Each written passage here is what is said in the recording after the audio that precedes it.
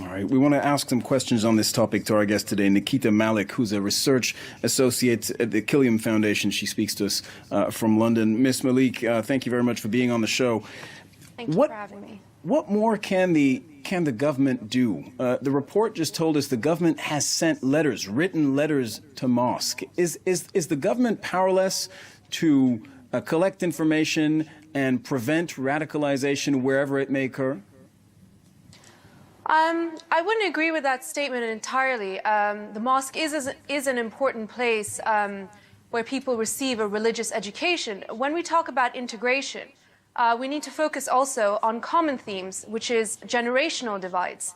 So what we have sometimes occurring is you have a division between the first generation or that moves to England and the second generation in terms of language and integration into society. So you have younger children who are having difficulty talking to their parents about religious issues.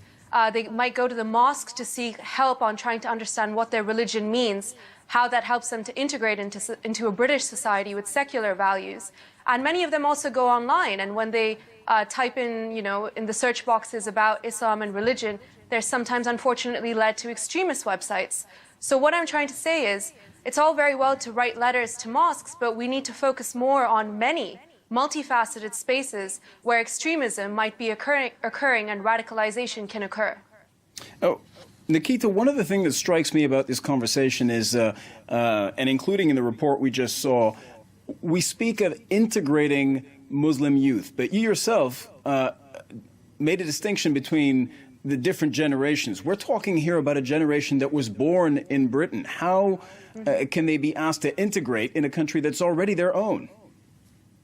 Absolutely. I think that's what we risk sometimes with this narrative, is this bias, assuming that individuals who see themselves as British, born and bred in Britain, or any other European country for that matter, and then assuming that their Muslim identity is more important or takes precedence over their British or European identity. It isolates them. And I think it tends to generalize the actions of a few who might hold extremist or Islamist views to an entire community. That's a risk that we need to be careful that we avoid. Now, you speak of identity, Islamic, Muslim identity, British identity. To what extent, if at all, does the identity, the Islamic identity, being a Muslim in Britain, to what extent does that conflict with being British? I don't think it should. I mean, I don't see why it should.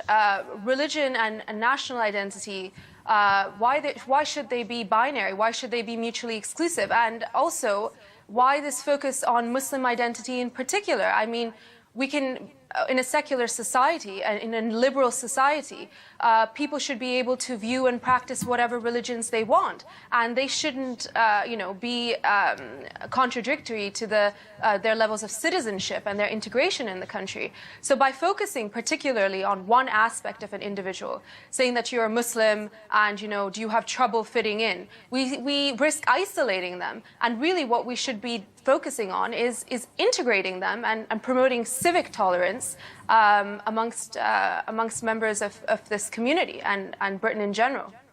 All right, Nikita Malik, research associate at the Quilliam Foundation. Thank you very much for fielding our question. Pleasure to have you on the show. I'm sure we'll speak again soon. Thank you very much. Thank you.